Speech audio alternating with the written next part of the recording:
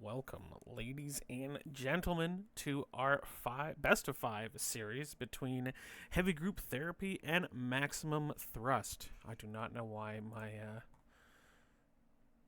screen is saying that one of them is up 3-0. That shouldn't be true. So let's hit a quick reset on that. But this is NGS Season 19, and this is Div C Playoffs. With me today, I have the privilege of having our friend Faint to Perry with me. Welcome, Faint. Thank you for having me. So, as you will see right away, as I'm fixing this, we do have Tomb of the Spider Queen and Infernal Shrines banned out from Heavy Group Therapy, and Maximum Thrust has Brax's Holdout and Battlefield of Eternity banned. So they do not want to see those small 2-lane maps. So map number 1 will be on Garden of Terror. And this is a huge map, lots and lots of camps, so often things like Greymane and other characters that can take maps quickly, but often a lot of bushes and again lanes far apart, so Dahaka can be very strong on this map. So, and it's a 3 tribute map, which means you can kind of scale a little bit if you need to and let your opponents capture the first 2 and then hit level 10, fight the third one, and really snowball from there if you think that would help your team. But it's not often one first picked. What do you think of these guys taking Garden of Terror as their map number 1, Faint? Oh, well, they probably have some, cheeky strat planned for this, such as we see here, the Dahaka Falstad, heavy global presence right away. Maybe some certain like camp timings planned that they like to push around, like 3-man top bruisers early on.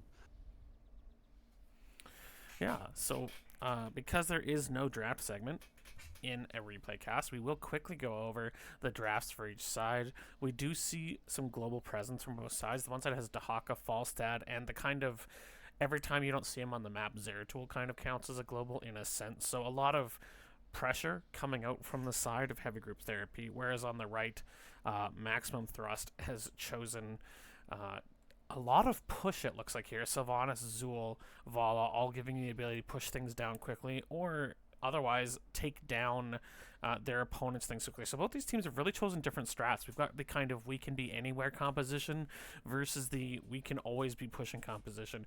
Do you think this map favors you if they're one of those comps, Faint? Probably blue comp, just based on what you were saying about the globals. Having Dahaka and Falstad is nice for many reasons. Having the double global, being able to push one lane and then fly into objective. Now the problem though with doing that is that they don't necessarily have a lot of stall for OBJ. It'd be pretty hard. I guess a noob could maybe cheese it with some beetles, and maybe if he takes Q at level 4, it can kind of stall slightly longer, but it'll be difficult for Rhaegar to push in at all if all 3 of their bruiser plus both DPS are off doing global things. I kind of doubt that Blue Team would really be able to stall that well, so I guess we may see them hanging out a bit earlier than otherwise, or maybe not using both globals at the same time. Having Falstad do a little stall with Q over the wall could help. And As for red Falstad, teams, yeah, I was just gonna say, as a red team, Brightwing actually with the I believe it's called Dream Shot. Her Q talent can stall very effectively over walls. It actually resets its cooldown a little bit if you hit them with the center of it, if I remember correctly. And that can stall, plus with the extra range that that talent gives, can stall for a very, very long time on this map. Plus, Joe will also help with that with her blinds, and there could be quite a few macro shenanigans by red team as well, with Sylv and with Zol rushing down camps. I actually don't think the camp clear on blue team is particularly strong. Maybe Rhaegar's still decent with it, but that's kind of how I think the comps stack up. Red team does have better front to back, arguably, but with the amount of control that blue team has, especially if we maybe see something like VP, although I kind of doubt that, they'll still have Gust, I assume. So. well, and both Falstad and Zeratul like to have a little time to come online, and Dahaka, both his race car and his regenerate build take a little time with absorbing minions as well. So this is a team that if they put themselves in a bad position over a fight early, could get snowballed. So they're going to have to be very conscious of the time it takes for their team to come online. But since this is a best of 5, we don't know how long it'll take. We are going to jump in now and introduce both of our teams. On the left, we have Heavy Group Therapy. We've got Teal on the Nubrak. Bird is on Zeratul. Moby1 is bringing the Zerg King Dahaka. Nilo is on our Orc Shaman Rhaegar. And Exune bringing the Dwarf on a Duck, Falstad. In the red, we do have Maximum Thrust. Speedbop is bringing Johanna. We've got Noise on the Vala. Vacuity is bringing Sylvanas. Shalthe is on the Mini Deathwing Brightwing. And we've got Jalev on the Zool. Early on, it looks like both teams want to meet up in the middle, although Zeratul has gone immediately bottom. Nobody goes down, just kind of an early trade. Dahaka goes top right away. We do have the Nerubian Spell Armor for a noob, the Zoom Enhanced Agility. Bird just trying to slow down Zul's rotate, which is good. He obviously can't match him in the clear, so just going to try and make his life a little more difficult. We do have Gathering Storm for the Hammerang build for Falstad, Shadow Hunter, and Feral Heart. So not a totem build from this Rhaegar, going instead for the more wolf build. They are jumping onto Moby1, but they aren't able to do much to him. We do have the stacking dagger quest, so Shadow Dagger, Unfurling Shadows quest for the Sylvanas. Not something we often see, but it can be quite strong when you're against a team that has a fair number of mid to melee heroes. We've got Shade, so the basic attack evasion for the Zool. Hyper Shift, Laws of Hope, so not Flashlight build, but instead the regen build. And Creative the Hunter, so the carry is going to be on Noise's shoulders. The more he dies, the more he costs his team later in the game. Is there anything in these talents that catches you by surprise, or you think is an adaptation specifically for this map or this comp fate? Yeah, I think blue team looks like standard W build and noob.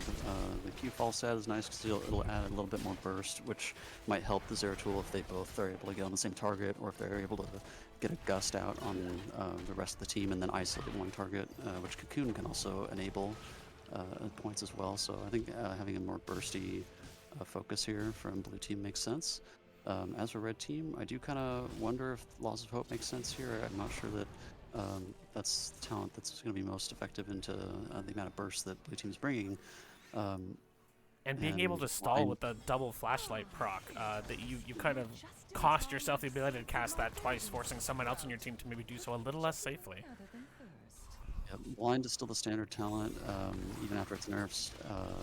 It really still, I think, what makes sense here because, like you said, both the stalling purposes and also checking vision, checking pushes, which you can also do with your 13 if you take that, plus hammers. But having the double flashlight is very nice for many reasons. Plus, blinding Zeratul goes for auto build, which appears like he might be doing. We'll see if he goes more and more the Warp Skirmisher at 7. The black arrows have come out from Vacuity Sylvanas, but Zeratul will come up. It does land the, what's it called? The Warp Spike is the W? Yep. Purge came out on Joe. Spike. Walk out. So they did put some pressure here. They got rid of the gate. This tower has all of 28 hit points left. But still no one has died. It's 0-0 to kills. Both teams looking to hit 7, although they're perfectly equal in experience currently. Falstad is now chasing down Zelev's Zool. The first seed is on Heavy Group Therapy's side. And normally teams will kind of allow you to take ones that are on your side if all things are equal. But again, with a bit more of a scaling comp out of our blue team, red team might feel like they're entitled to take this. Force the Zeratul to fight when he's weaker. Force the Falstad and the Dahaka to use their global so they can't get back to lane as easily as they'd like to. Yeah, one thing I forgot to mention too is taking Auto Vala, although it will definitely give them a strong front-to-back presence. It's quite risky in the Zeratul. It's put a lot of faith in Brightwing to save Poly for him. Well, and especially with the Cocoon. I mean, if your Brightwing gets cocooned and then they come for you, that can be a really tough life. Acuity takes a lot of damage from the Zeratul here. Another character that sometimes takes a little bit of time to get all their damage out. Although with the stacking W, I would say that makes a bit more. It's probably one of the burstier Sylvanas builds, although she does end up lacking a little bit of throughput with W over her other two level 1 talents. Yeah, looks like we are some W from Zera, so definitely have a burst focus from blue team, although Brightwing doesn't necessarily mind that as much with spell armor. We might see additional spell armor from Brightwing at 13 as well, for that reason. So neither teams look like they're they're super serious about collecting this, although there is the burrow charge from Teal. They do want to fight this now. The Singularity Spike, the W does miss from Zeratul. They are going to catch Brightwing, though, and she will die, which will force Red Team away, and Heavy Group Therapy will collect their first seed. Now, that did cost Dahaka's dig, but Falstad still had Fly, and this is one of the things that they have that's already used. When you have two globals, one can always be with the team and one can always be away, and then when the one comes in, digs or flies in, the other one can then dig or fly away. So it does give them quite a bit of flexibility when you have double global, and especially when the one character who died in that fight was the Brightwing. Red Team lost their entire global presence. Yeah, it makes sense. Brightwing doesn't have her blink, pre-10, so they just run her down, and if she can't get out or can't speed herself out with her E, then there's not much she can do. So good recognition of the vulnerable positioning there from blue team, and using their bursty heavy engage pick comp to the strengths. Now, Heavy Group Therapy is going to hit 10 first. They have now, we do see Isolation for the Dahaka, Mighty Gust, Might of the Nerazim Cocoon, and Ancestral Healing. So all these are what I would call the standard ultimates. Red Team is going to be racing to try and hit 10 before they would try and deal with the seed, which is in the neutral position. So either team can take this, but this wall does make for 3 distinct choke points, which can be useful for Gust and very helpful for Dahaka and his Isolation and his Tongue Drag. Yeah, red team rushes this. It would actually be rushes the seed rather. It would actually be difficult for blue team to interrupt that much. I'm wondering if they're gonna actually let no. They're looking for the gank bottom. They will get all of the CC onto Zella if he dies. Not much you can do once he's already out that far. Well, Red Team is taking their camp, but they were up more aggressive. Now that they're down by 1, they are going to be a little more passive. We do have Mind Control as opposed to Wailing Arrow. And for a team that's mostly mid and short ranged, I'm surprised it isn't the Wailing for when the team comes together more tightly, but it can be more guaranteed to follow up off of Blessed Shield, which we do see. We also have the Rain of Vengeance, the Blink, and Zool has yet to choose. Now, the Mind Control will come out onto Rhaegar, but they aren't able to follow it up. Teal goes in with the charge, and the Butt Bite comes out from Rhaegar as well, but nobody is going to go down yet. Bird putting some pressure onto Noise with that Zeratul. Rhaegar's as well, so I'm not going to get a... I guess they will tap. Nubrak fully back also due to his lack of health and mana, which means Zelev is now free collecting this. There's nothing they can do to stop it. So that will be 1-to-1 in Siege while this top camp pushes in. Exactly, that lack of stall going to be a problem there. And also, I might take a lot of poke here. No, he ease out before the Q comes through. They will defend 4v4. There, the Mind Control hits a noob. That's not who they wanted. They wanted to hit the Zeratul. And so that will once again result. But again, it's a very short cooldown. Only 30 seconds now on that. So it's about a 40-second cooldown at the moment, I believe. Yes. So, and once she hits 20, if she goes with the Dark Lady's Call, I mean, that's, what, 12-second cooldown? So it is an ultimate that can be used frequently.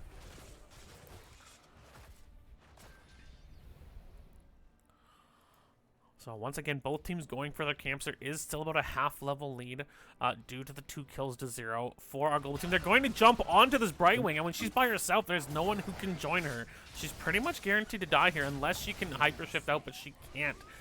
And that is the end of the Fruit Fly. Now, the Blessed Shield comes... Why? Yeah, it's a bit of a waste. That was... It's kind of those moments where you already kind of had a idea queued up in your mind and didn't quite update it in time to change it. I'm guessing what happened there. Falstad looking to put pressure onto Zool here. I'm not going to die outright unless it's... Oh, no, he commits Gust, and he was coming. He should die now.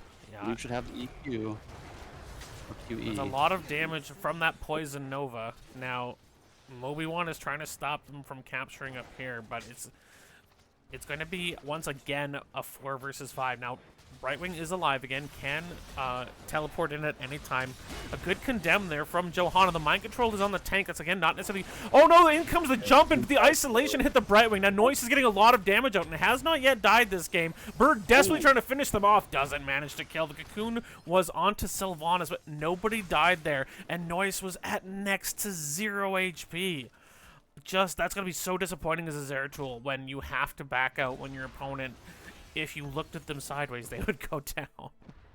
Yeah, that was almost possible in large part because the Brightwing already got chunked out, and there was a great ISO from the Dahaka there on the Brightwing.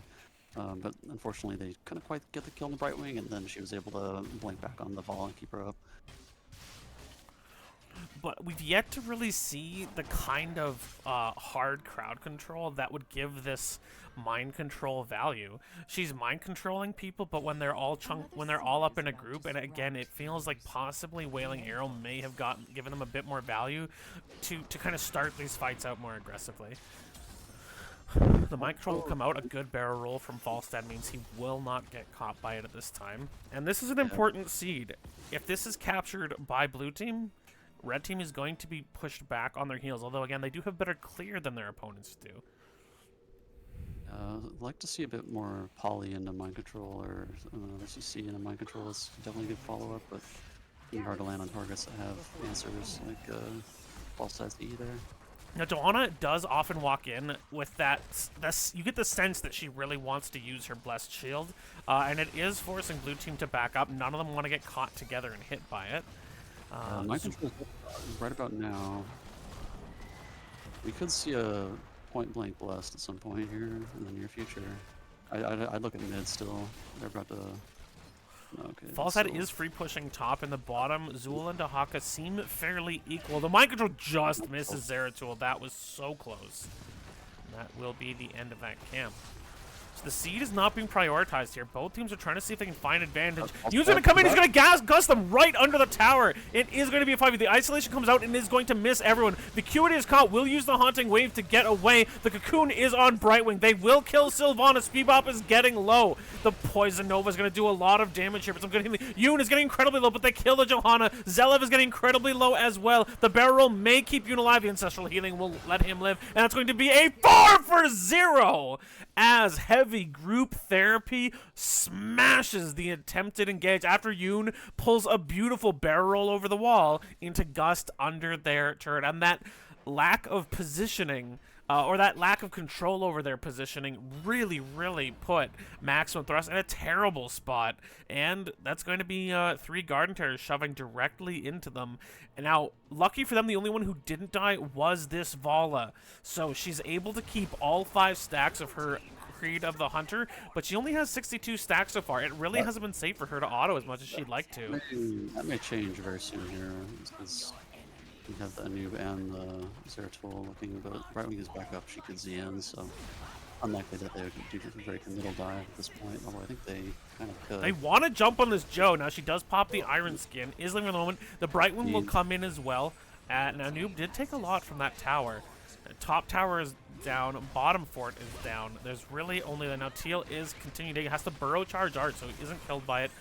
They are looking to use the pressure from this Garden Terror to take all 3 forts. Now this is 13 minutes in the game, so getting all the forts isn't necessarily terrible. Losing 4 people just before that capture means they lost a lot more than they would have otherwise. Because, I mean, correct me if I'm wrong, Faint, but even at 13 minutes, you're not expecting to lose 3 forts to the first Garden Terror phase. I mean, I'm not like an expert in timing on Garden Terror, but I mean, it's realistic to see that happen. I think if it's post 16, I guess it depends. It also, it mattered too that they died right before that objective was capped, so they weren't really there to fully defend it either. So plus, they've got the double opens on the side lanes, so both Falstad and Dahaka can pressure those and kind of accentuate the mid pressure too at the same time, right? Well, with Falstad being able to pressure so hard top, using these globals to their maximum effect, and he flew into this bush to gust them in, it meant that top fort was so softened that they only need to give a little push. It forced the defend around the keep so then they could take mid with 4 and Dahaka could push bottom. Very intelligently globally played by Heavy Group Therapy, our blue team. just taking Yeah, what they can when they can. And this is the point of the game where Zeratul gets really, really scary, and where with 59 stacks, this Gathering Storm is starting to get bursty. If you're Brightwing, if you're Vala, you don't want to get hit by a Hammering. It's going to hurt. Good dismount there from Exune. yeah, blue team at this point kind of has the cards in their hands. They can dictate when and where and how often fights happen from this point on because they control the map and because red team's kind of front to back nature and sort of lack of mobility in a lot of ways. They don't really have the ability to force fights unless they're able to make a good prediction and then catch someone on a bush whack or something like that, which is also difficult when you've got people like Dahaka shoving your side lanes and kind of forcing you to respond macro-wise. So Now, if they hadn't just hit 20, I think this is a seed you might want to fight over. But at this point, 20s are in. We've got the Rewind from a noob, Contagion, Wind Tunnel, Twilight Falls, and Farseer's Blessing.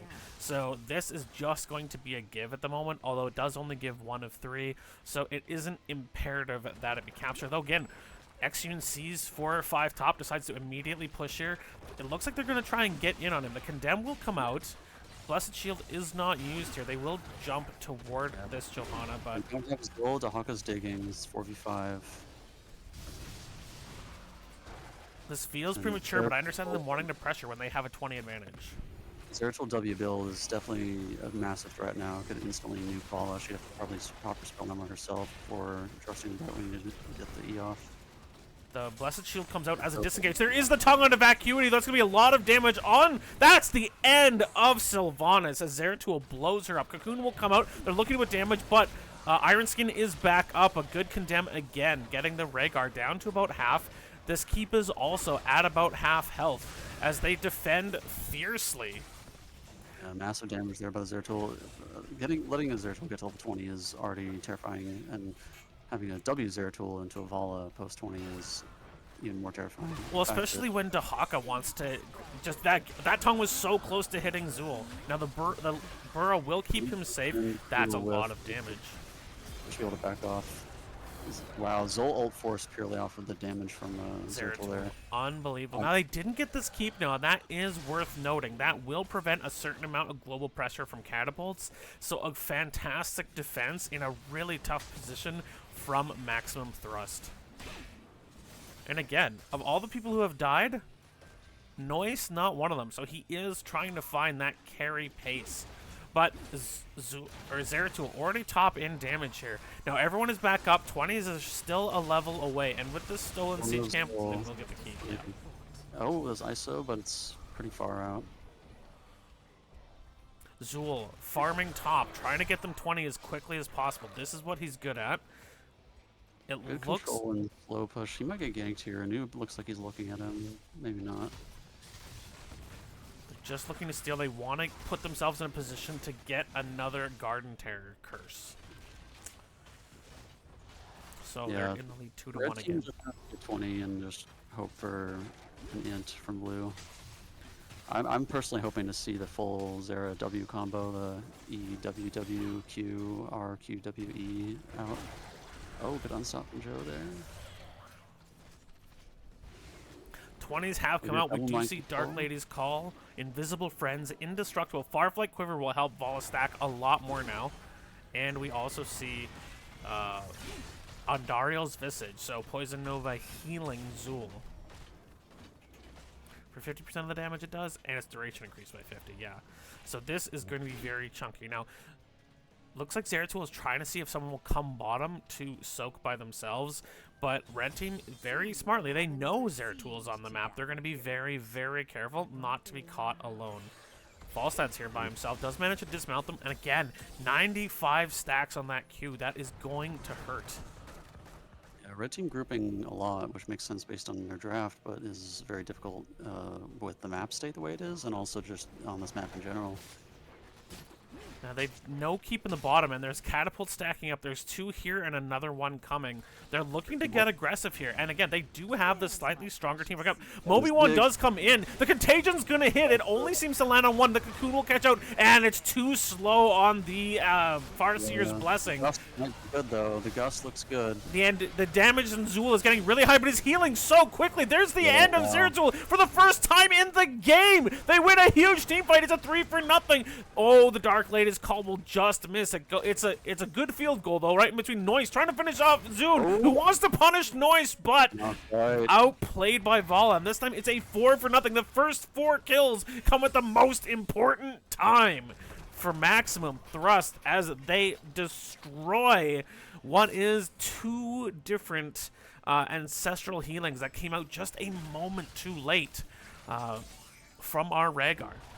The Gust looked good, but it's not a Wombo combo comp. And Zeratul's mostly single target damage, so not able to punish, not able to find those either Brightwing or Vala kills there. And the Vala, credit to her, Balls of Steel just stood her ground. And absolutely fantastic mind control. There's the Rain of Vengeance, and they kill Teal. They stagger him when the most recent people coming back are 5 seconds away, and this is going to be amazing. And again, this heavy push comp and this heavy siege comp from the members of Maximum Thrust have just brought them right back into this game. This will be a keep at least. It probably won't be the game though, because False will be up and Wind Tunnel can knock them off core, but this next seed will be decisive. And Red Team definitely has the inside track. I don't think Blue Team is really... I think Blue Team will probably have to defend this seed and just... They do have catapults hitting core now, and the shields are going down. They haven't sent anyone back to deal with it, so... But Blue Team not willing to actually try and push this. So Brightwing will go back first to deal with this. Core is already at 95%, and it looks like a minion wave will stop the catapults from getting any more than 80 or 18% off the core. Mid might have a fight here. He might just blast right away on the Rhaegar. Oh, a good burrow means that they will not catch the Dahaka there. Yeah, they didn't quite have their Zul, and Brightwing would have had to port in, so I kind of might have wanted to see a blast on the Rhaegar there, but... The Garden Terror is on the core. Teal will jump in immediately. They're going in. The Poison Nova does so much damage. Out comes the Contagion. It is going to hit 3. The Assignment Ancestral Healing does land onto Teal. Zeratul is getting so low. He's very low. They need to kill Vala, though. No, not able to. Forced to back off because that Poison Nova did insane amounts of damage. But everyone is back to full now. And here it is. No whiffs, though. There is the tongue. It is onto Joe. No, Zelin, the Zool. He's going to die. Out comes the Rain of Vengeance, though, and Vala is still enjoying a 25% auto attack speed from her Creed of the Hunter. And now she's up to 121 stacks. Big mind control. Oh, but it's a bait. It's a huge bait. They're going to get vacuity. They're attacking Speedbop as well. He's taking so much damage. There's the speed, but it's not going to be enough. Teal just waiting for his burrow charge to come back up. But the healing. No, Brightwing is killed by Zeratul before they can heal. Indestructible will pop for Johanna, but so far it's a 3-0, and Johanna can't get away either. This looks like it could be the end of the game. They're going to go bottom, and there's still 27 seconds before Zool returns. So a big team fight, but it looks like Heavy Group Therapy was just waiting for an opportunity, and it seems like as much as they had a good mind control, there's a great Cocoon to give them a chance to finish the game, and that will be it. It looks like game number 1 will go. They want to kill the Vala first. They want to make sure Noise doesn't get out of this game with 0 deaths, so they will kill the Vala, finish the game, and now Noise won't be able to, ping them after game and say, GG 1v1 me, bro. Yeah, clean stuff overall for the most part, barring that one fight that kind of nearly threw the whole game there. It did look like a great gust for sure on that mid-site fight, but almost ended in a disaster, but good kind of dealing with that third seed and clearing out the objective there by Blue Team, and then holding steady under their core and playing for an optimal combination of CCs, and worked out well. Well, that tight choke point really empowered the Poison Nova, and we saw by the core for the Blue Team's core, Poison Nova found some value, but everyone was able to get away, get healed up by the Rhaegar, and so as soon as it was used up, and it still had a 90-second cooldown, that was when they could return. And again, the mind control hit the Zera, and it seemed like it would be really good. Unfortunately, it was a huge bait. As soon as they kind of grouped up, Zool, Sylvanas kind of grouping up on the Zeratul, Teal had a beautiful burrow charge. They controlled them and they blew them up. So really, knowing their fight win conditions really got them an opportunity when they stopped going for the Dahaka picks. They didn't try for like the epic Gust play. They disengaged with the Gust when the Poison Nova was cast and then came back in with a beautiful play from Anub'arak. Rhaegar had some really good Ancestrals at the end there, making up for the ones he missed in the Lost fight. And just a really fantastic back and forth end of the game. Either team could have won that, but it was Heavy Group Therapy who pulls it out. So, Epic Enter 16 or Epicenter, however yeah, you want to call it. I know Epic Enter's the more memey version, but I think that Radius did matter on that 3-mana either. Yeah, absolutely. It was great. So we saw a big W build, which did keep Zool alive at times, but they knew how to spread out. We did see the Remorseless and the Life Drain, so not the Unstoppable for Sylvanas, which honestly I think may have helped.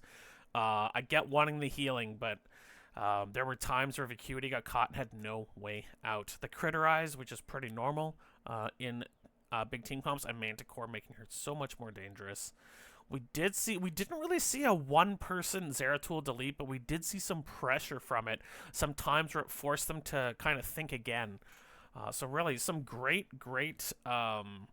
team fights, some great picks on talents to do what they want to do. But map number 1 will go to Heavy Group Therapy, and can't wait to see what they can bring us in game number 2.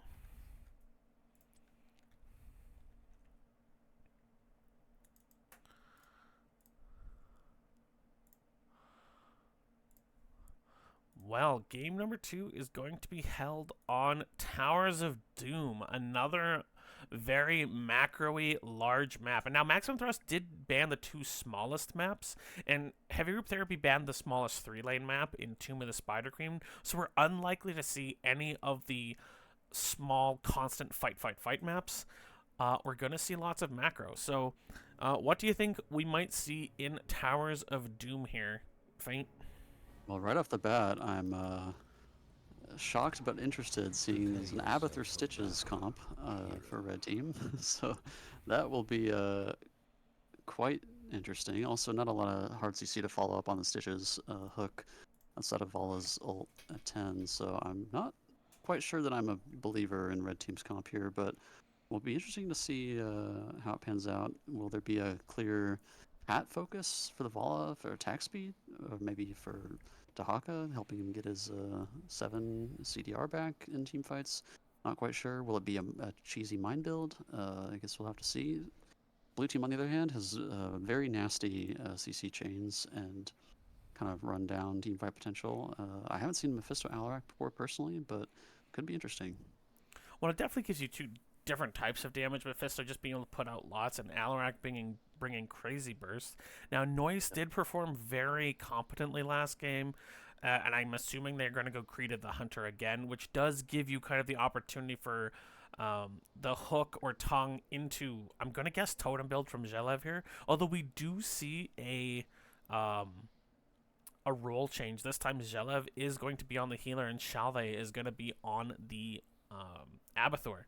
So this is going to be a Vala hyper carry comp, whereas you're right. I mean, Ariel with no ability to cleanse with Mephisto and Alarak, who both have some movement abilities, but Leoric and Johanna are a pretty disruptive frontline.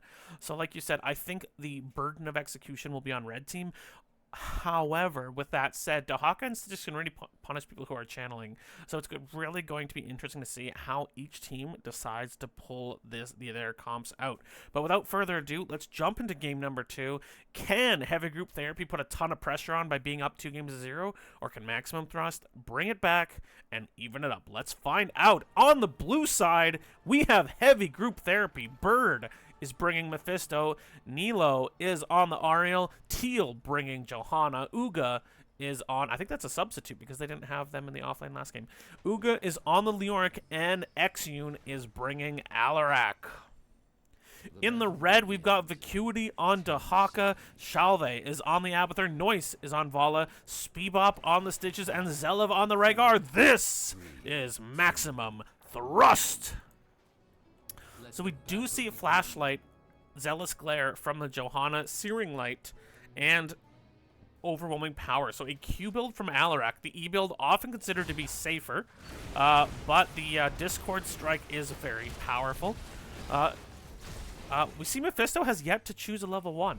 We actually have Enduring Swarm, so neither of the stacking talents here from Dahaka, but instead what's often considered more of a tanky build, which kind of makes sense. Seeing as this is going to be a big Vala hypercarry. We do have Pressurized Glands. Good whip there from Nilo as Bird puts more damage onto the Dahaka. Pressurized Glands, Abathur, Colossal Totem, so it will be Totem build. Hungry for more Stitches. And we do see, once again, the Creed of the Hunter, as, once again, Noise is empowered to be the hypercarry in this game. I'm kind of curious if Mephisto has not taken his Q talent yet. I'm guessing he's going to take Q. I think that's the meta talent. I'm not really up there, but... I've been told Skull Missile is the go-to for Mephisto. Yeah, I'm wondering if he might have just forgotten, because that would have been quite a few opportunities to start.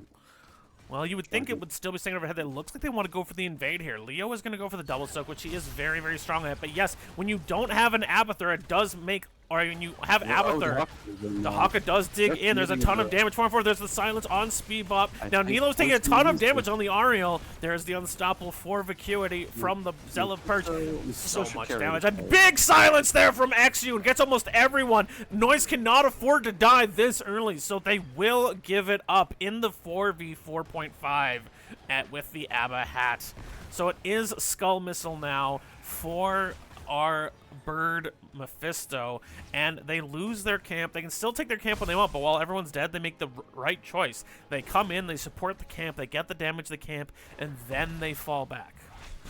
That's a good call there from the blue team. Recognition that they have the massive like AoE damage CDR that just loves people fighting in tight chokes for long periods of time with Mephisto. And it empowers the Alarak too. Getting some kills early means it's going to be harder and harder to put up with his burst. Right, and having I think he landed a fat Q too. It looked like it was on like 2 or 3 people there. So like even though it's interesting because with the Abathur, your Dahaka can more liberally make dig plays and not worry about losing soak. Oh, hook on Ariel. It shouldn't matter though, because no CC from right. Noise is taking a ton of damage here. There's the whip. Can they finish her off? Yes! Ariel killing off. And for the first time, ignoring the very end of last game, because it didn't matter, Noise is going to lose a stack of Creed of the Hunter when it matters. Yeah, it's rough because trying to follow up on a hook this early, if you have no CC and you're 4-man, or I guess it's more like 3.5-man, the hook doesn't really matter that much. You didn't want it's on an Ariel like that, which is very unfortunate. So we're already seeing stacks onto the Chaos Reigns talent for this Alarak. They're trying to put damage on Speedbop. He can't get out. There's the silence. He was up way too far. There's nothing he can do. He gets hit by a Skull Missile. There's the heal from Zelev, but Speedbop will die. Vacuity will dig in, does get the tongue on Mephisto, but Rhaegar... Oh no, there's the big silence again. Exune is playing this Alarak insanely well, taking a lot of damage though now from the hatted Vala, but they will capture that and they will be ahead in shots. 36 to 32, the tongue will hit a minion. So one of the things I've seen is that Abathur isn't just double soaking. He does double soak when Dahaka has to dig in, which does make sense. He's also been hatting the Dahaka so he can match the clear speed of the Leoric, because Leoric is not matched by very many other characters in terms of his ability to duel and clear wave. Now, he does definitely have weaknesses, but on this map specifically, his ability to play both lanes and get in between quicker than most other heroes does let him put a lot of pressure on the map. However, Abathur on Dahaka means that they can clear waves very, very quickly and maybe force Leo to not be as comfortable in double soaking as he'd like to be. But this is a full level lead pre-10 for the members of our blue team heavy group therapy. They once again want to invade because it is a 3v4. It is contested. Bird getting time. There's a great whip onto Zelev there. Speedbop. No, this time they refuse to give the kills. They will hook onto Exune, but there was no totem to stop them. Noise trying to get. I actually really like the Alarak and Mephisto combo together, because Alarak can pull people in, and then Mephisto has a clear and visible target that's going to be walking away predictably in a usually set choke point, and can quite easily follow up on that. You know, gets his CDR rolling. He gets CDR from hitting stuff both on his Q and W, and I believe I'm not a Mephisto player, but They're going to look at ganking Vacuity here. Ugo is stabbing. Now, there's a whip, but it will not catch into a wall. Vacuity doesn't appear to have used his burrow yet, but he's dead. And so while they will be able to capture their side, they will still lose a hero. And that is up to 115 sadism for our Alarak. So they will get their side. There is the whip on a speed bop. They will not chase that kill down. One of the other risks they have is they lose this middle gate. That will force Shalde to play further back. good news from Red Team, at least, is that it does tend to be a scaling map. They could pull out some magic with some Stitches hooks at some point in post 10. That will actually give them some CC with Vala ult, plus maybe Gorge or something to that effect. Rhaegar 16 slow is basically a root as well, so there's that. And of course, they're going to still have to get that out of range of Ariel Aegis, so it'll have to be probably a very long max range hook. Could also see punishing Mephisto's return spot with the hook.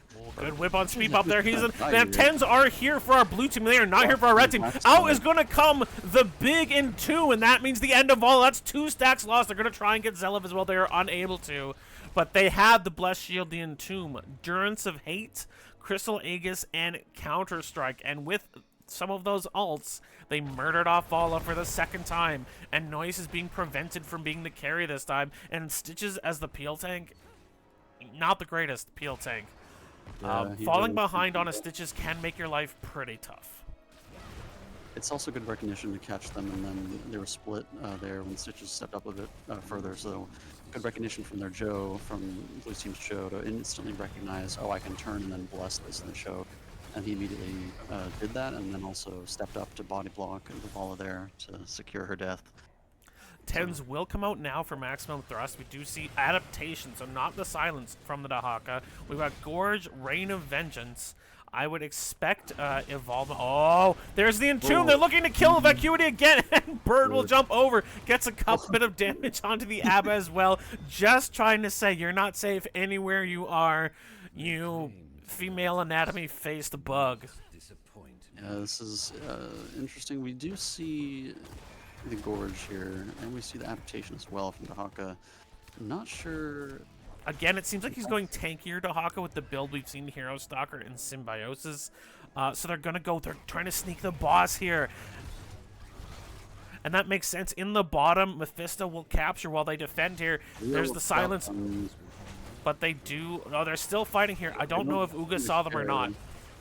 I think Blue Team is fine to lose this boss. It's not that big a deal. They've got so many points. Who really cares? If they maintain the pressure. Oh, Stitches just got pulled in by Alarak on bottom side.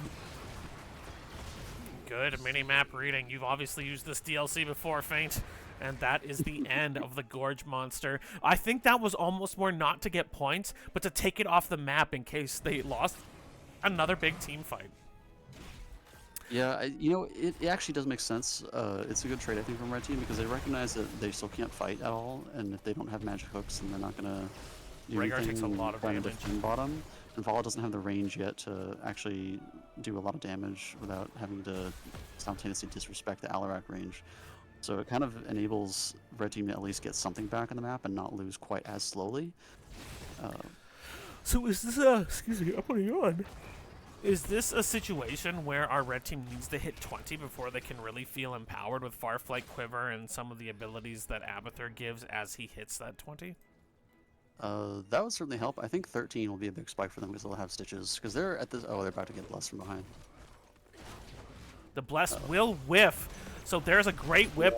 There's the Durance of Hate, and this is probably going to be then. Oh, the Ancestral is just a second too late as we are up to 130 stacks of sadism. Shalde's Kape will die as well. And that was the dig from Vacuity. Now, Abathur can still do work, but Leo was never here, so he's still double soaking. So much damage is going out onto Vacuity. Does use the adaptation, and the Ancestral will come out as well, so that's 2 ultimates. The Crystal Aegis. Oh, the Tongue will miss because of that Aegis, and they're just putting crazy pressure on here. Yeah, good Now, job taking a fight pre-13, plus they even saved that fort for another they are going to lose the tower. time. Noise is just going to step in. 2 autos will finish it. But there's only 1 tower left to take, and this will be 28 to 14. But this is one of the few maps in this game where snowballs can go both ways. You can be down 30 to 1 or up 30 to 1 and still. But a big Durance after the entomb. They've got 2 in there. Stitches is going to go down. The Cutie's getting incredibly. Noise is firing away, but they will lose both of their tanks. And that is 100 stacks of Creed of the Hunter, but losing both your tanks. Now, granted, there's nothing to really give up here. Boss is off the map. There is no altar. But here will come a Blessed Shield. They're going to take another stack of a Creed of the Hunter, and that is 3 deaths on Noise's Vala, as it seems like Heavy Group Therapy wants to dissuade him from picking this squishy Demon Hunter again in game number 3. Yeah, I think it's a bit of a draft if, to be honest. But good plays there from blue team and good recognition of what they can do with their draft and how to abuse it. Well, we talk about the Dirty Bathtub with the Entomb and the Eternal Feast, but the Entomb into Durance has actually been incredibly reliable for this blue team. I was thinking that too. I like that. I don't really play with a lot of Mephistos, but it's definitely nice. Good follow-up there. So they do have a camp that is pushing to the bottom. They're going to support it as they look to retake bottom. Noise and Zelev are considering it. I don't know who the shot caller on maximum thrust is, but they're just trying to find advantages elsewhere. They're still down 2.5 levels, and their opponents have 16. Leo will see this. Does look at Vacuity, doesn't have anyone here to help him. There's the Gorge. Cap that, but the fact that it forces Gorge does mean that red team now won't have that for this next fight. So. Oh, the hook just misses here. Now, Noise had almost taken the Zelev. Oh, the Ancestral comes out perfectly, but the Durance of Hate will hit Vala, and Noise will go down again! Here comes the counter-strike, hits nobody. The hook comes in to hit the building and will take it back for blue team. Oh, the Entomb will miss. The Sacred Hammers are coming out. Probably live. Zune, after some beautiful, beautiful Alraks this game, will miss both of his abilities there at that moment. And that is 12 more shots. It's 4 to 25. Saddlebird, welcome. And also thank you for the follow as your Arius Ryan. Yeah, I'm definitely seeing some tilt plays here from red team, which, you know, it's definitely understandable when you're there's very few things that you can do. It feels like you've got very little agency. I do hope they can, pull it back for next game and kind of rethink the draft and go from there. And this is an interesting draft. It has possibilities, but I think their opponents, again, the Leo, Mephisto, and Alarak core with the crazy healing output from the Ariel. I mean, the kills are 13 to 0. This has been a very one-sided game, but the synergies from the characters on this team and the cleanness of their calls, yeah, it's meant red team has had very little opportunity to do things they want to do. If red team doesn't realize what's happening here, they might just lose to boss, because boss is up any second now, and blue team will rush that. Excellent call, Feint. The boss is up now, and no one is here to stop it. They're starting to rotate away, but it's way, way too late for that. This is going to be GG as Teal looks. Vacuity will go in. Oh, an Entomb that's not designed to capture anybody, just to lock them out. Brilliant play by Ugas Leoric, and that is game number 2. Over to the members of Heavy Group Therapy as just like game 1, they kill Vala one more time just to say, you're not safe. You're never safe. Hey, Bird, welcome, welcome. So we see a far more dominant game number 2. Exune's Alarak, obviously, he looked extremely comfortable on it. Bird's Mephisto also comfortable, but I felt like all these characters, or all these players, looked very comfortable on the characters they were playing. And as much as I thought Shelf's Avatar actually looked really good, really picking the right places to have a hat and so on and so forth, I think if they'd had a different tank than Stitches, maybe this comp comes together a bit better, but the lack of true peel for Vala meant that their hyper carry was always at risk of a whip or a pull or a Blessed Shield. Yeah, good play from blue, good draft as well. You know, some good moments here and there from red. I think maybe, if you do like the attack speed and kind of like hyper carry enablement playstyle, something red team may want to consider if they don't already play it is having a Tyrael. Tyrael with that level 7 E gives 45% move speed and 25% attack speed. to anyone who stands on it, and it can last for about 4 seconds if you get hit by it at the start and then stay on it or pass through it again. So it could be very, very nice for people who like playing Zul'jin or Phoenix or Vala, Hanzo, etc.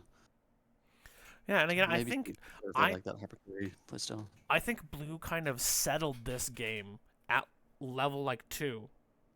Um, when they invaded that camp, when they forced Red Team to decide whether they're going to handle it, and the Dahaka digs in, it's such a close fight, but then Alarak hits a 3 or 4 man silence, and everyone's trying to back out, but they just can't move because of Johanna's Condemn. I felt like they even really understood that their small area control and their small area damage was more effective than their opponents. And as much as Stitches and Dahaka can really lock down one person at a time, the Alarak Johanna with the Mephisto AoE damage and the Ariel AoE healing, they could completely control a small area, and it led to a very snowballed game number 2. So let's hope that game number 3 looks a little more even and that Maximum Thrust can get their heads together and push this series a little further. Because that's what's fun to see. But so far, game 1 looked pretty even. Although that's maybe not fair. Heavy Group Therapy looked really good until a great fight near the end by Maximum Thrust. We kind of hope that Maximum Thrust can find their game for game number 3. Yeah, we know they've got the potential to, like we saw with that one fight there on Garden Terror. So yeah, definitely hoping for a close game 3. So with 2 big maps so far, where do you think map number 3 would be, my friend? Well, who knows? Maybe switching up to something like Braxis. Although Braxis can have its Braxis has own been weird banned. map. All the small maps have been banned. Braxis Battlefield and 2. Never mind. I totally just went one ear, out the other.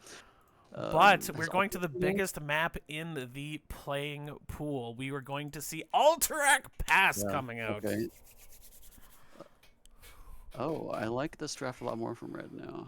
So Just at a let me glance. get my controls up here because our lovely fans are not seeing what you are yet. So map number 3 is on Alterac. Huge map, only one camp for each side down the middle, and a neutral boss at the top and the bottom. Let's pop into game number 3 between these teams and see what has been chosen. Faint, tell us what they've won. Well, it looks like Blue team's got strong front to back, with Vala, Sylve, Sonya, all of whom can have percent health. Might give Deathwing a hell of a time, and Hogger as well. Honestly, the whole like kind of triple frontline comp for Red, so that could be difficult. Plus, there's good macro potential with Sylve. Sonya can handle camps. I do think Red also has some good macro potential here with Hogger to handle camps. Lunar at 4 with her PvE talent can be very effective at clearing and shoving lanes. Having the vision is nice, although maybe not always as necessary on this map. So we'll see if maybe she goes for one of the other talents. And Deathwing having the global presence plus Brightwing is global as well can both be effective. So we could see some macro cheekiness from either team, I think, in this draft. And there's definitely a lot of CC and pick potential for Red as well, although Blue certainly has their own share of that too. So I think the comps are more balanced this time, although I do kind of worry about late game for Red, especially if Vala is able to stack up and get Manticore, get Farflight with Sonya 16 with the Sylve level 1. There's just so much percent health of Deathwing to deal with. I will say with Lunara, Deathwing as your damage dealers, neither one of them like to be jumped on too heavily. So a Nubarak playing less aggressively and more peel style could be very helpful to their team in the central team fights. Now, I'm curious if you know something, because I don't know that I've seen this interaction. While Deathwing is immune to Blessed Shield, if it hits him, would it still bounce to his teammates? Could Joe use his huge hitbox to get it to hit other teammates? It's a very good question. I'm guessing it might. Because there are other unstoppable units, such as just forts and the core and keeps and so forth, which Joe can also bless. And it'll bounce from them to heroes. Bounce. So I'm guessing that it will bounce off Deathwing, because it does do some damage. Okay. So I don't think it would be impossible to do anything to Deathwing. I think it would damage him and then probably still bounce. But it would not be a great use of it, just because at least until 20, you don't have the as long of a stun duration. Okay. Gotcha. So, but at 20, that could be a bit of a clever use. All right. Well, that is our analysis, let's see what these teams do with these comps. So jumping into game number 3, it's a 2-0 lead for Heavy Group Therapy. They've got the owl mounts, well, not all of them. Xune has decided to be his own man on a green cock. So we've got Xune on the Vala, Uga is on the Sonya, we've got Bird on the Sylvanas, it looks like they're going to go for a top cheese. Top Nilo is cheese. on Rhaegar, and we've got Teal on Johanna. This is Heavy Group Therapy. In the red, we do have Maximum Thrust. Zelev is reprising the role of offlaner on the Hogger. Speedbop on the Anubrock. Shald is on Brightwing. Noise does not get the Vala. He's on Lunara. And on the Deathwing, we've got Vacuity. Real quick, what I want to see here, I want to see blue team wait for half a second and let Sonya go first. Does not look like that's going to happen. Deathwing will land here, and that does give them the opportunity to not lose this, as Zelev and Vacuity together can be a bit annoying, and Shald comes in as well, while Speed Up comes in from the bottom. Noise comes up also. So Sonya is now getting all the experience for blue team, but it does mean they only lost half a tower, and you usually, most Sylvanas calls are going to be, let's take a tower, and more if they give it. So a decent ability to respond here from Maximum Thrust is going to make them feel good after feeling so heavily pressured in game number 2. Deathwing is actually playing as the offlaner at the moment. It looks like at least for this moment, Hogger is playing in the 4-man, but they're probably going to run something similar to a 1-3-1. Yeah, I'm expecting to see Hogger hover towards top side, and so he can do the camp on repeat. Our resident chat writer has told me that it does bounce off of Deathwing. He's the Deathwing expert, so thank you for that, Minx. That makes sense. See both teams doing their camps here. Should be pretty standard. It looks like 3 people from blue were on that camp there, so blue might have lost a tiny, but I mean neither team really had people on mid at the moment. I was wondering if there might have been a slight soak loss there. Looks like red team got that wave a little bit quicker. We'll shove it in a little bit faster, which I actually don't know if that's optimal, because now their camp will push a little bit earlier and be a little bit more on blue's side here in the lane, which makes it ever so slightly harder for red team to clear. Really minor difference though. So looking at the level 1s, we once again have Flashlight Johanna. We've got the Tough as Nails auto attack block from Sonya, and considering she can dodge a fair amount of what Deathwing does, that's going to keep her pretty healthy. We do have the Might of the Banshee Queen, so the stacking power. Feral Heart again. Nilo does not seem to like Totem build. He wants a more aggressive build from his Rhaegar, and we've created the Hunter. It's going to be Xune's turn. Speedbop does jump onto him. A lot of damage coming out, but Speedbop is now taking a lot of damage as well. Meanwhile, we have the Molten Blood, so health regen for this Deathwing, although it doesn't work once he's below 3 or more armor plates. Xune taking a lot of damage now. We've got the On the Prowl Hogger, Natural Perspective, so revealing enemies. Legion of Beetles, Beetle build coming out, and Hyper Shift. Actually takes a ton of damage. He's going to need a heal now. A good purge followed by the heal will keep Vala from losing a stack there. In the bottom, Vacuity and Uga just dueling it up, and in the top, Hogger was forced to... Oh no, he went to go take the camp, but this has allowed Sylvanas to finish taking that tower and complete her life's goal. Yeah, I think the constant 3-man brawling is a little bit difficult to do for red team there, because not only are you giving Vala stacks, but also when Hogger has to go do the camp, he's not going to be able to deal with the Sylv there, which is why we see Lunara handling it now. So we may have wanted to see a bit more passive play from red on mid, but then again, if they allow them to just push 3v2, then they'll start losing some damage there. So good recognition of some of the comp differences again from blue to kind of pressure that a bit. And Hogger, I don't think enjoys laning in the Sylv either. No, I'm Noob will have to E out. Oh yeah, the Burrow Charge will come out. Vacuity also forced to back away, but they've got 3 top looking to possibly take this, but Zelev is taking a lot of damage on Hogger. Now, one thing they might be hoping for is to kind of tax out. One of the things Rhaegar can be weak at is holding on to all his mana if it's a long fight with lots of damage coming out. So they could be able to, but Zelev's going to take a lot of damage from Bird here. Right. There's a lot of safety in both teams. What I would want to see for red team is to see how they could maybe swing these fights despite some of the front to back comp throughput differences. is try to get blue Blue's team getting a baited little in. surrounded Well, here. it's happening right now, but well, I would have said right now, but they weren't quite in position to punish yet. What would be good is if they could get blue team to kind of bait them in a little bit, and then have the Deathwing land it behind them with that like 75% damage reduction talent. I'm not sure when that is. I'm not a Deathwing player, but that could potentially be what they would need to turn these situations. So it looked like a good ability to encircle 3 members of the blue team instead turned into losing 2 members, and that has got to be heartbreaking. A really intelligent call that just didn't quite work out for the members of Maximum Thrust, and now they are behind about half a level and are going to have to be quite careful. They've also not managed to kill anyone from blue, which means Exune is still at maximum Creed of the Hunter stacks, and both Sylvanas, it looks like Rhaegar in the bottom at the moment as Sylva takes this camp and Hogger takes this camp. You know what? That's one advantage Hogger will give. With his Hog Wild, he can take this camp faster than almost anyone. Up here right now as well. Vol will have to stop a noob from cheesing. The Hungering Arrow will come out. Yeah, one benefit of the noob on this map is definitely his ability to cheese objectives and let the beetles tank the minions. Unlike some maps like Garden Terror, you can just... This is a bad position for Nilo. He's going to take a ton of damage, but the wolf form will give him that increased movement speed, and that saved his life there with the attempted slow from Lunara. So in that sense, this 40%, then 30%, can be very helpful if you play as aggressively as Nilo does. He will be jumped on by Speedball with Sanubarak. No damage to follow up, though. The polymorph was on point as well, but the damage wasn't there to kill the shaman. Now Uga, for the first time, Hogger gets to deal with someone who's a little less annoying than Sylvanas, who's now pushing in the bot lane. Check OBJ. I think we're about to see a Bless.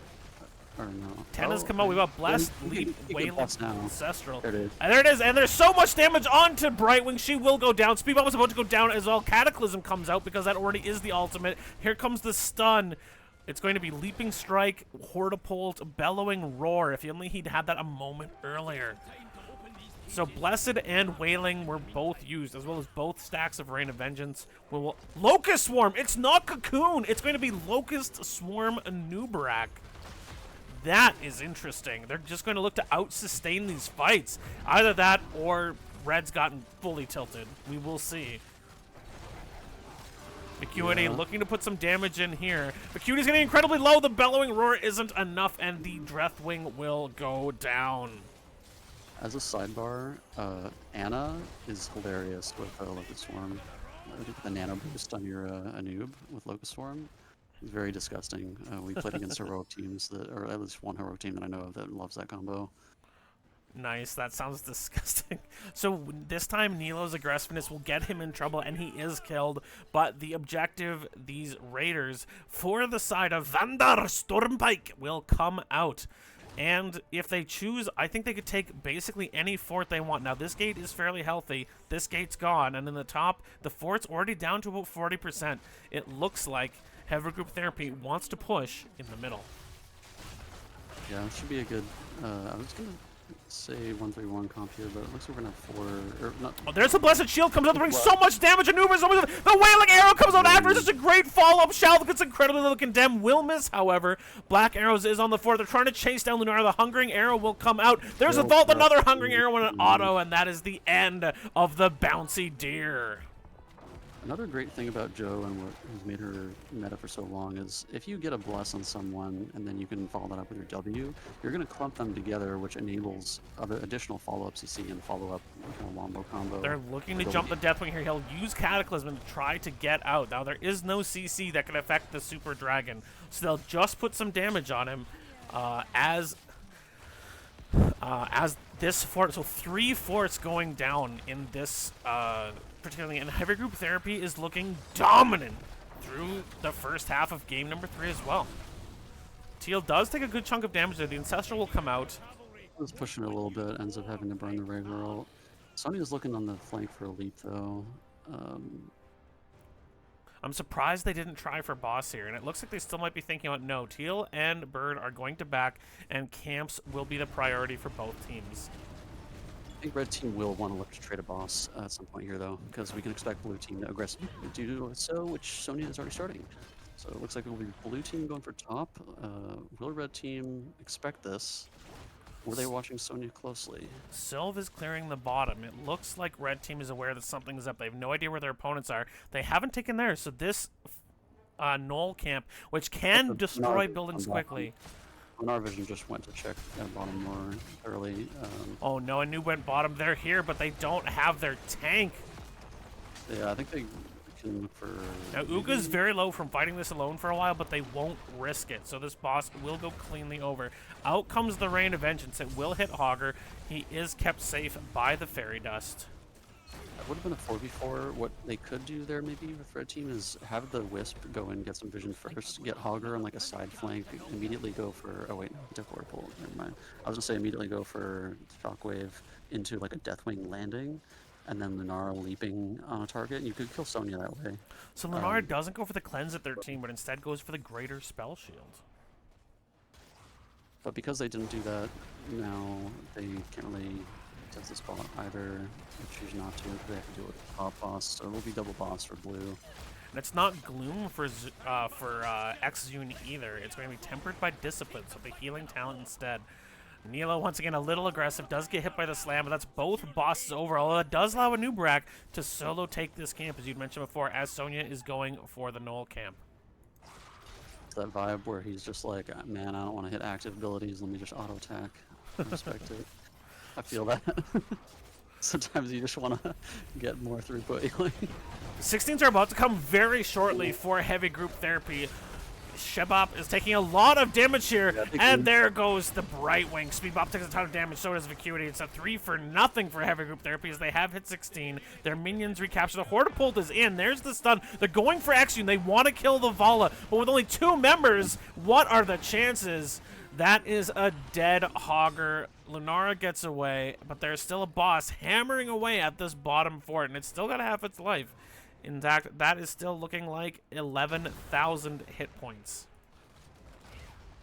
Yeah, that's always the risk of having heavy melee comp is if enemy team has auto attackers that want to stack on you, and the macros make it a little rough sometimes laning a little awkward. The Black Arrows will come out. They're looking to take this keep as they pick the Knolls as well.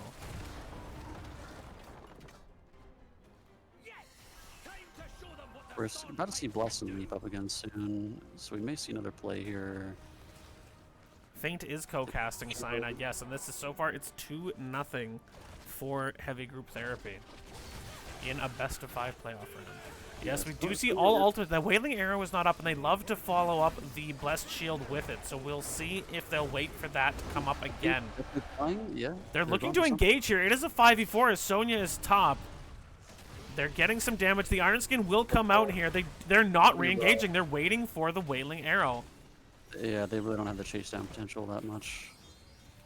But now, the damage boost you get from being with the cavalry is significant. Uga coming in from the back. They do have all ultimates available. It's a huge... A leap only hits 1. There is the burrow charge out from Speedbop. He does get out, but Hogger will get caught and is killed. The leaping strike will keep Noise safe, but that is the end of Brightwing. Black Arrows comes out, and they're going to look to kill Speedbop and Nubrak as well.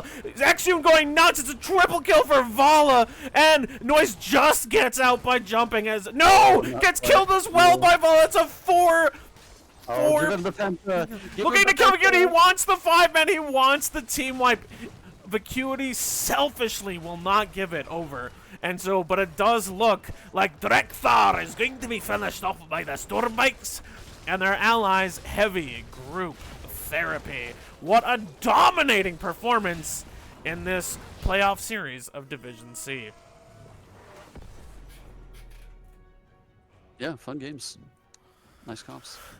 Absolutely stompalicious. And we saw some interesting compositions out of Maximum Thrust. We saw some neat plays out of Maximum Thrust.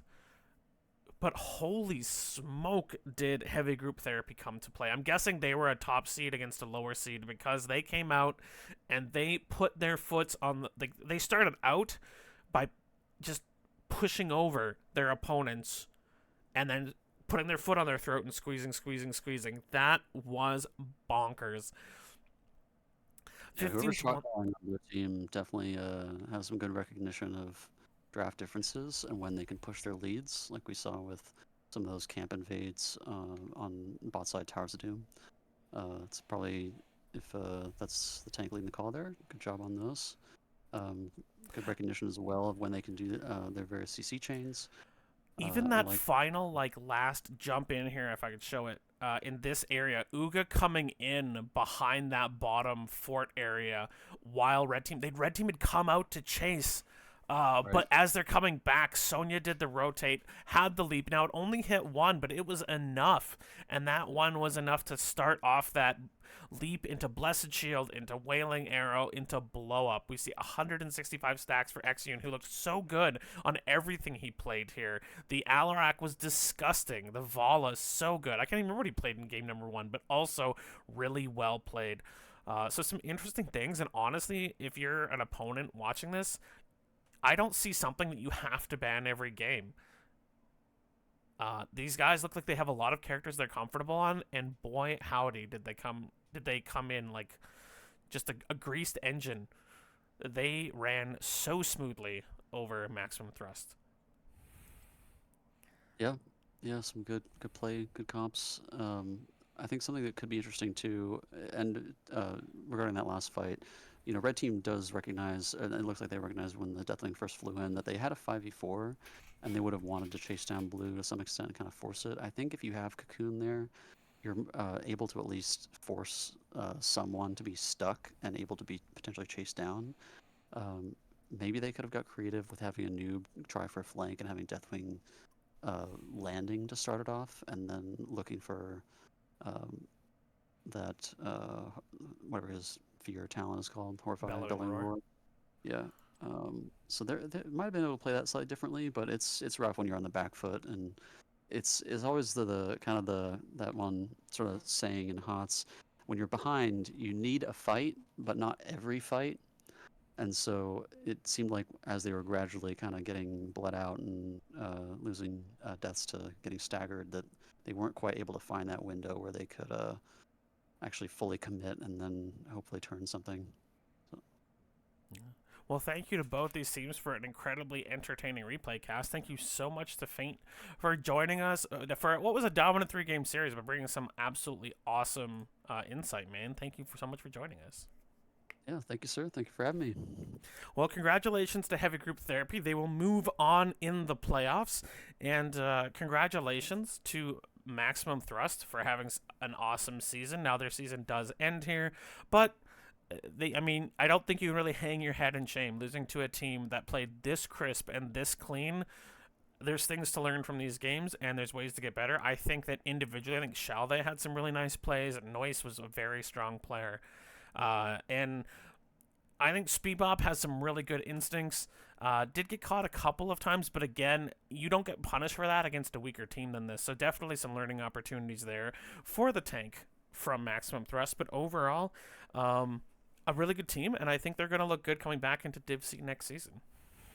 Yeah, I think the thing too for Maximum Thrust, and to give them credit, they did try some really interesting drafts and some creative drafts. Although I think that in some situations, like with Towers of Doom, you can have a lot of individual pieces that can be good for a map. Like Abathur can be great on that map. So can Stitches. So can Vala.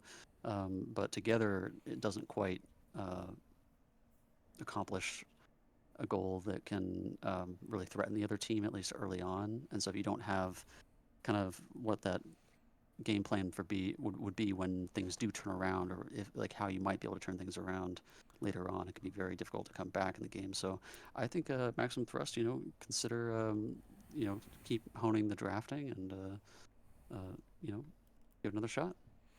But that is it for us, ladies and gentlemen. An entertaining Div C. We'll see Monday and Tuesday if I can get a couple more of those backlog of games taken off the list. See if we can't get more and more games covered. But looking forward to more great playoffs from everyone. Thank you to everyone who watched. Thank you to the new follower. And enjoy the rest of your weekend and go enjoy yourself some Heroes of the Storm.